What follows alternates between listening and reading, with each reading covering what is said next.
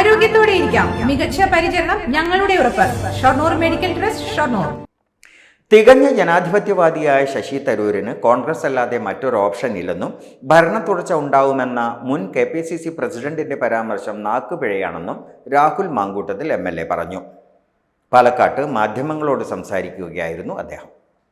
Sasi Tharoor English ഭാഷയിൽ നൽകിയ അഭിമുഖം മലയാളത്തിലേക്ക് തർജ്ജമ നടത്തിയതിൽ പ്രശ്നമുണ്ട്.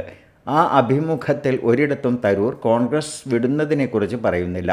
പകരം 2026 കോൺഗ്രസ് അധികാരത്തിലെത്തുന്നതിനെക്കുറിച്ചാണ് പറയുന്നത്.